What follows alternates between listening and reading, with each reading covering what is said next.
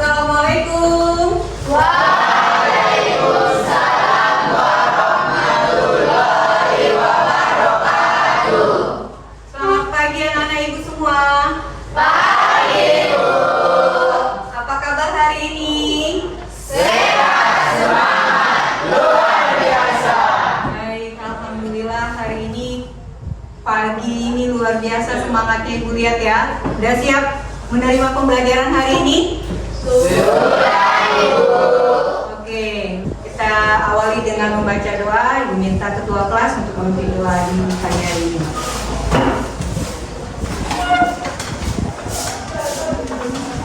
Sebelumnya, siap, gerak. Sebelum kita memulai mata pelajaran, saatnya kita berdoa. Berdoa dimulai.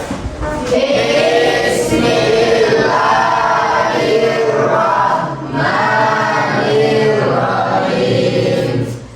Rabbi shrahli sadri wa yassir li amri wahlul 'uqdatam min lisani yafqahu qawli. Amin.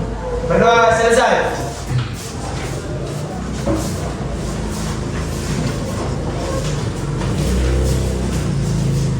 Hiduplah Indonesia. Indonesia, tanah airku, tanah tumpah darahku. Di sanalah aku berdiri, jadi pandu hidupku. Indonesia, kebangsaanku, bangsa dan tanah airku. Marilah kita berseru, Indonesia bersatu. Hiduplah tanahku, hiduplah negeriku, bangsaku, rakyatku semuanya. Bangunlah jiwanya, bangunlah badannya untuk Indonesia Raya. Indonesia Raya, merdeka, merdeka, tanahku, negeriku yang ku cinta. Indonesia Raya, merdeka, merdeka, hiduplah Indonesia Raya. Indonesia Raya, merdeka, merdeka, tanahku, negeriku yang ku cinta. Indonesia Raya, merdeka, merdeka, hiduplah Indonesia Raya. Silakan duduk kembali. Baik, sebelum kita mulai, Ibu absen terlebih dahulu hari ini ya. Sekretaris, ada yang tidak hadir hari ini, Nak? Siapa namanya? Fikri, Bu. Kenapa si Fikri? Sakit. Sudah berapa hari sakitnya? Baru ini.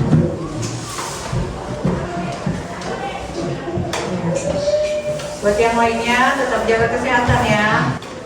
Hari ini kita masuk bab baru ya, tentang sistem ekresi.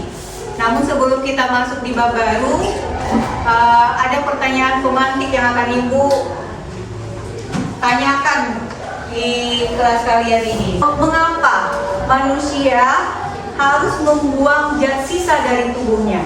Apa kira-kira yang terjadi jika zat sisa tersebut tidak dikeluarkan dari dalam tubuh? Ayo, siapa yang bisa menjawab? Ya, coba Rasid.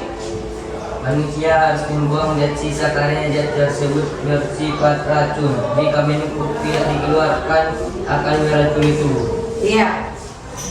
Jadi zat sisa yang ada di dalam tubuh kita harus dikeluarkan. Karena kalau tidak dikeluarkan akan menjadi racun di dalam tubuhmu. Kemudian juga akan terjadi yang namanya gangguan-gangguan terhadap organ-organ ekresi kita.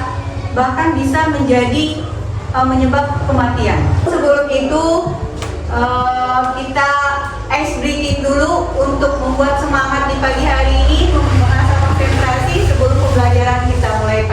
Ya. Sekarang ini kita activity-nya tentang tepuk semangat dan lindung. Oke, sudah siap? Siap. Kita mulai ya. Oke. Tepuk semangat. Dang dang dang, ding ding ding, dung dung dung, dang dang dang, ding ding ding, dung dung dung.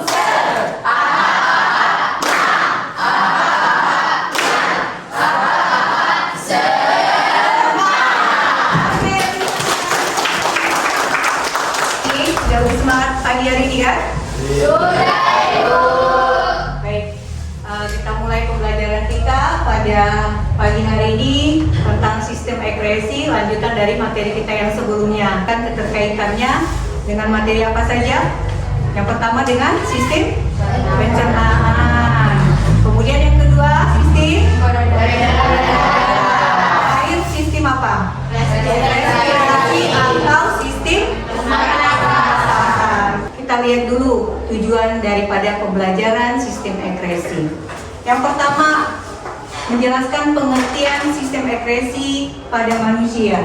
Yang kedua, mengidentifikasi organ-organ penyusun sistem akresi.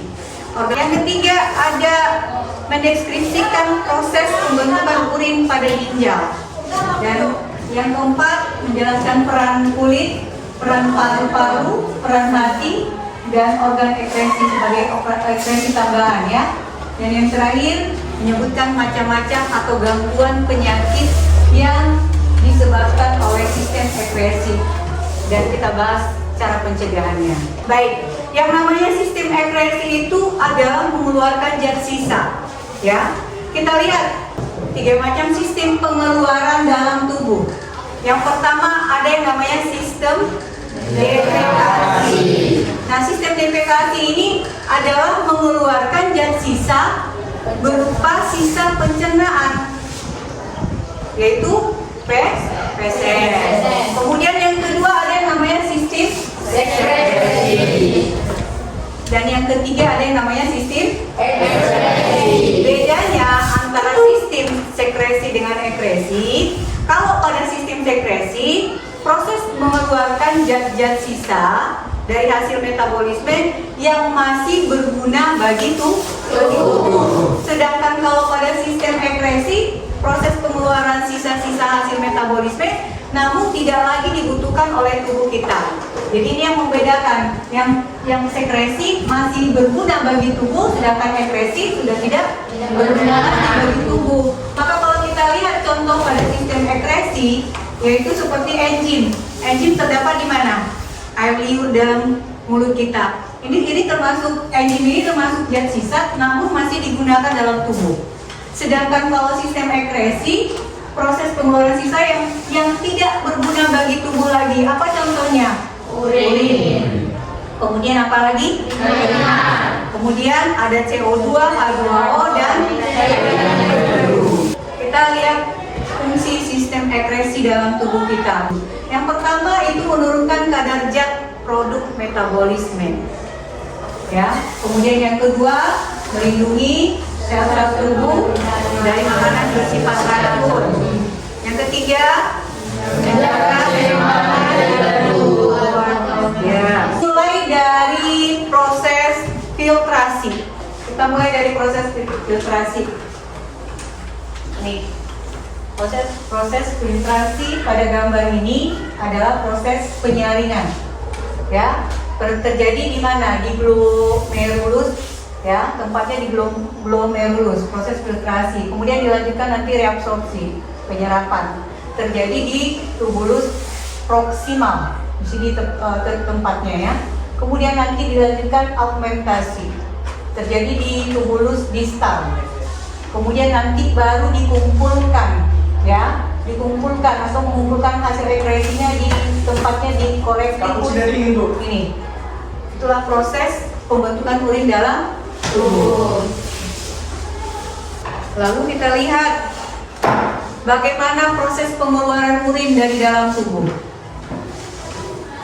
Ya, dimulai, perhatikan arah panah ya, perhatikan arah panah. Dimulai dari ginjal, ini produksi urin tadi kan, mulai di ginjal, kemudian dialirkan melalui saluran ureter, kemudian dikumpulkan di kantung kemih. Kalau volume jumlah urinnya sudah siap sekitar 200 hingga 300 ml, maka urin sudah siap untuk dikeluarkan melalui dari yang namanya ureter. Ini ya, jadi volumenya, jumlah urin siap dikeluarkan sekitar 200 sampai 300 ml. Oke, kita lihat organ yang kedua. Apa organ yang kedua? Kulit. Baik, kita lihat bagaimana sih dengan si kulit ini. Di mana letaknya? Letak kulit melapisi lapisan, merupakan lapisan keluar pembungkus seluruh permukaan tubuh manusia.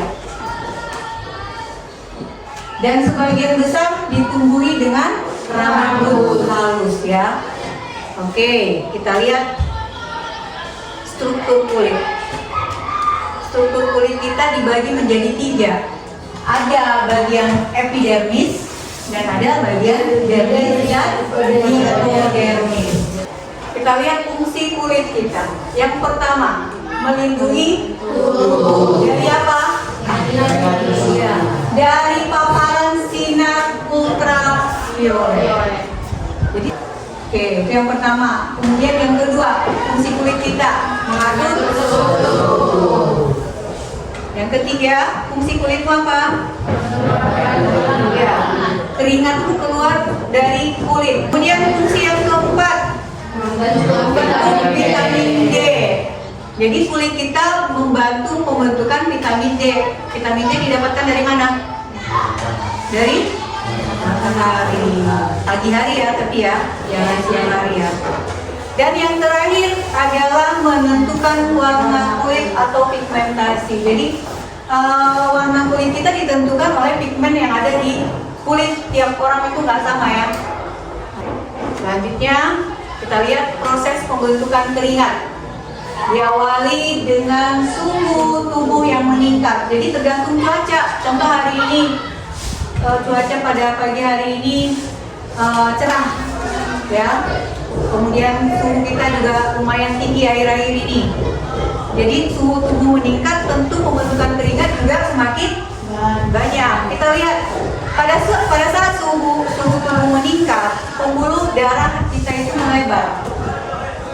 Kemudian akan disampaikan melalui sinyal dikirim ke hipotalamusmu bahwa oh kali ini panas, gitu ya. Jadi disampaikan sama kulit kita tadi ke hipotalamus kita bahwa hari ini suhunya sedang panas, ya. Kemudian enzimnya dikeluarkan, terbentuklah kelenjar keringat yang mengambil zat garam, ya. Kemudian pori-pori kulit terbuka dan keringat pun mulai keluar, gitu ya. Dan air keringat kita itu mengandung apa? Air, garam, dan urin. Nah, kita lihat faktor yang mempengaruhi jumlah keringat. Keringat kita keluar karena apa? Yang pertama adanya aktivitas tubuh. Semakin besar aktivitas tubuh kita, maka keringat yang dihasilkan akan semakin banyak. Oke, yang kedua faktornya apa? Suhu.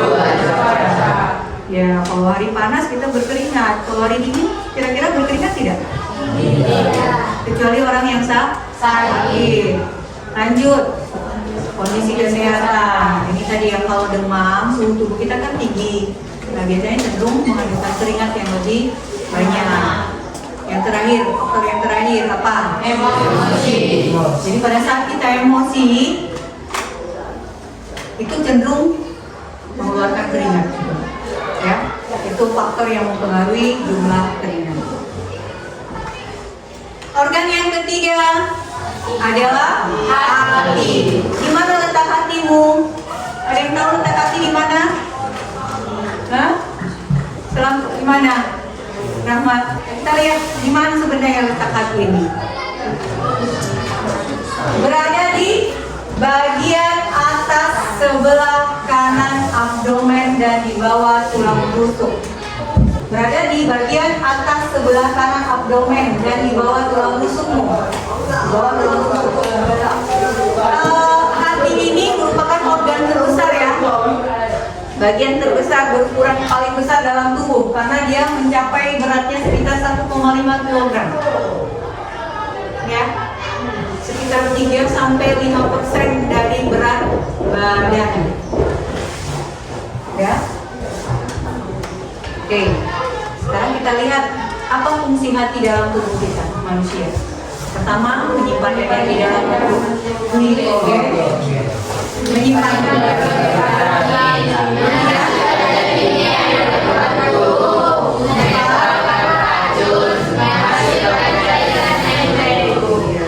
inilah fungsi hati kita. Oke, lanjut kita lihat produksi cairan empedu oleh hati tadi. Ini sistem ekskresi hati ya. Cairan empedunya bisa menghasilkan sekitar 800 hingga 1000 ml. Cairan empedu mengandung air, asam empedu, garam empedu, kemudian kolesterol, fosfolipid, dan zat warna empedu, pigmen bilirubinnya, dan biliverdin, serta beberapa ion. Fungsi cairan empedu yang pertama mencerna dan mengemulsikan lemak dalam usus. Yang kedua mengaktifkan lipase. Yang ketiga mengubah zat yang tidak larut menjadi zat yang larut dalam air. Oke, masuk kita ke organ yang terakhir. Organ paru. Nah, paru-paru kita pada saat kita belajar sistem respirasi kemarin, pada saat kita belajar sistem pernapasan, ya, pernapasan menggunakan trakea, kemudian bronkus, kemudian dialirkan melalui bronkiolus, dan terakhir melalui alveolus. Sistem sekresi paru. Jadi paru-paru kita mengeluarkan zat sisa ya. Apa yang dia keluarkan? Mengeluarkan uap air atau H2O dan CO2. Kemudian CO2 dan H2O ini dihasilkan dari hasil metabolisme yang diangkut oleh darah ke paru-paru, kemudian dibuang dengan cara difusi di alveolus tadi. Mana tadi alveolus? Ini. Yang terakhir ini di alveolus. Baik. Sebelum kita ke gangguan sistem ekskresi, kira-kira ada pertanyaan mengenai organ-organ ekskresi ini? Yuk, siapa yang mau bertanya? Aku. Ya, siapa namanya Mang? Rustam. Ya, silakan Rustam. Jarang-jarang minum air putih. Apa kira-kira dampaknya terhadap daya ginjal dan kualitas kulit? Iya. Jika seseorang jarang minum air putih ya, tadi kan sudah kita sebutkan ya, normalnya untuk orang dewasa berapa liter? 2 liter. Sehari minimal loh ya, kata minimal. Jadi artinya kalau lebih dari 2 liter, 3 liter boleh, semakin banyak tentu semakin bagus, semakin baik untuk tubuh kita ya. Nah, jika seseorang jarang minum air putih, kira-kira apa dampaknya terhadap kesehatan khususnya ginjalnya ya tadi ya, dan kualitas kulitnya bagaimana? Maka risiko terhadap ginjalnya itu bisa terjadi yang namanya risiko batu ginjal. Itu sudah yang paling parah ya, tapi seperti yang udah kita ketahui. Kemudian yang paling fatal itu apa? Tadi ada gangguan terhadap ginjalnya, bisa batu ginjal, gangguan sistem fungsi ginjalnya, ya, bahkan sampai kerusakan hati. Kalau dari urin kan kita bisa melihat bagaimana warna urin kita, bagaimana kesehatan kita melalui warna urin. Itu juga bisa dilihat ya. Jadi mulai sekarang, mulai kontrollah diri, perhatikan air minummu bagaimana, sudah terpenuhi atau tidak, untuk menjaga kesehatan organ ginjal kita ya. Oke, kita lihat dulu. Terima kasih ya Rustam, pertanyaannya sudah dijawab, sudah bisa dipahami buat yang lainnya juga ya. Nah, kalau sudah kita bahas 4 sistem organnya, lalu kita lihat gangguan sistem ekskresi ini. Gangguan pada ginjal. Ya. Ada yang namanya penyakit diabetes mellitus, diabetes insipidus, albuminura, nefritis, batu ginjal, ya, sampai yang kedua organ kulit. Apa gangguan yang biasa terjadi? Jerawat, ya, gangguan pada kelenjar keringatnya. Kemudian ada juga alergi, infeksi karena bahan atau makanan yang dimakan. Jadi tiap orang itu beda-beda ya. Ada yang dia sensitif kulitnya, alergi misalnya terhadap makanan seafood, itulah alergi tubuhnya bentol-bentol gitu ya. Nah itu kalau gangguan pada kulit. Kemudian yang terakhir ada pudis. Jadi pudis itu merupakan gangguan pada kulit ya. Oke, kita lihat gangguan sistem sekresi hati. Apa yang pertama? Hepatitis. Kadang pembekakan hati oleh virus. Yang kedua psikosis. Yang ketiga Wilson. Ya, penyakit turunan karena tingginya kadar zat tembaga dalam tubuhnya. Yang terakhir pada paru-paru ada asma, penyempitan saluran pernapasan. Kemudian ada kanker paru, ya. Kemudian ada emfisema atau kerusakan alveolus, dan yang terakhir ada DBD. Pernah dengar ya penyakit ini ya? Itu gangguan sistem sekresi pada paru-paru. Setelah tadi kita selesaikan pembelajaran kita hari ini tentang sistem sekresi untuk menguji seberapa dalam pengetahuan kalian dalam sistem sekresi tadi, maka yang membuat kita dalam kuisis hari ini. Sesuai arahan Ibu pada pertemuan yang sebelumnya, hari ini sudah dibawa HP-nya? Silakan dikeluarkan HP, kita lihat teman-teman kalian dalam pemahaman sistem sekresi. Keluarkan HP, masuk melalui Google ya. Nah, ini ada 10 soal. Jadi nanti silakan jawab satu-satu. Pemenang nanti masuk dia 3 teratas akan Ibu kasih hadiah. Ada hadiah untuk juara 1, 2, dan 3 untuk materi sistem sekresi. Oke, silakan scan barcode yang ada di layar.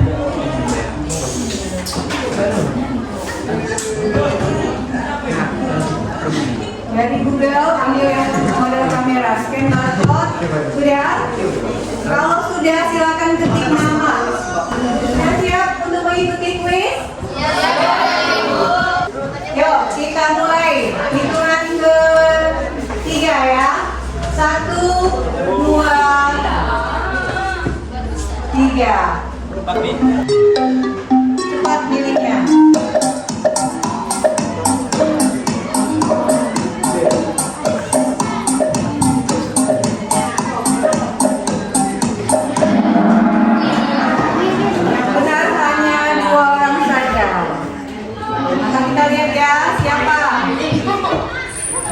Iya, SK.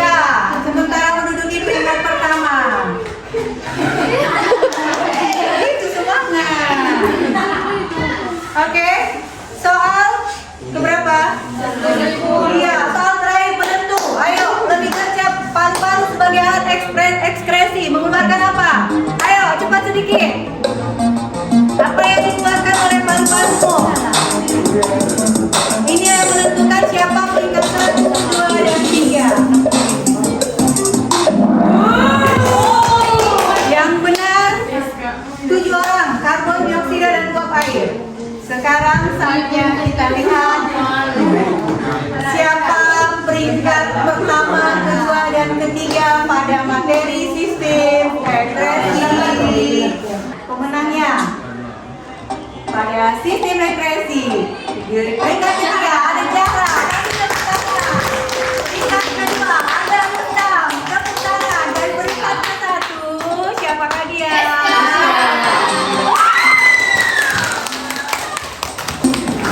Ada bersama. Sekarang selamat. Tahan dulu.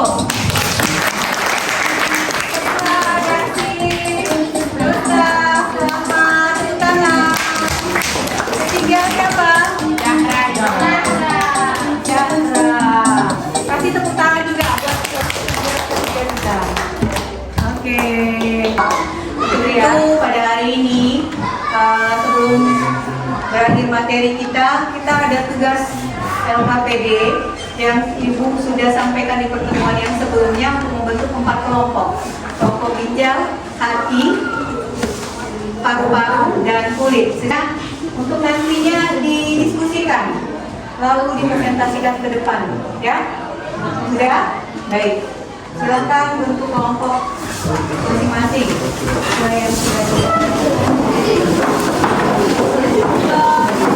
Di kelompoknya masing-masing, Ibu bagikan tugas LKPD-nya ke kelompok. Silakan kerjakan tugasnya sesuai dengan arahan di LK-nya ya.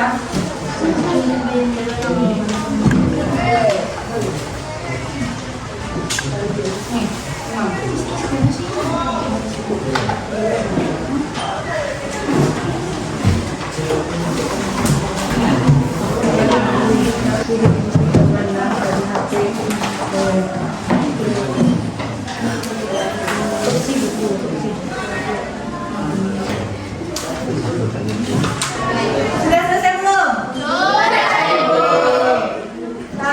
Untuk mempresentasikan ya, maka kita lihat dulu, kita putar pakai screen ya. Kelompok siapa yang pertama tampil?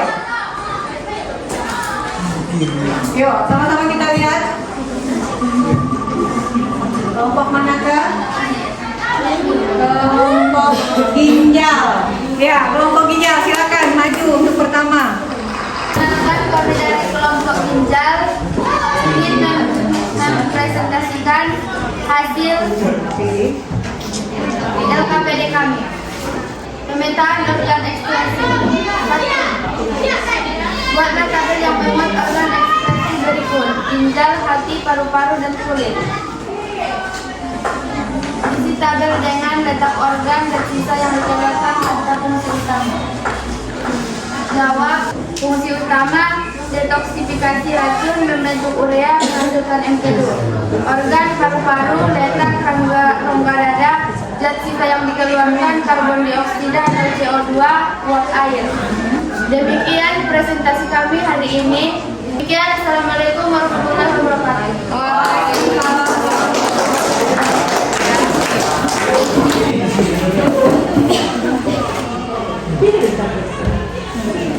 Iya, kelompok paru-paru silakan. Assalamualaikum warahmatullahi wabarakatuh. Waalaikumsalam warahmatullahi wabarakatuh. Jelaskan secara singkat proses pembentukan urean di ginjal atau filtrasi, dekompresi, dan argumentasi. 1. Infiltrasi atau penyaringan terjadi di glomerulus, menyaring darah dari zat sisa metabolisme urea garam air. Hasilnya urean primer, urine primer. Reaksor reaksi atau penyerapan kembali terjadi di tubuh kontorsikal. Zat-zat yang masih berguna atau air berusaha asam amino atau menjerat tempat di darah. Hasilnya sekunder. Cukup sekian hasil presentasi kami.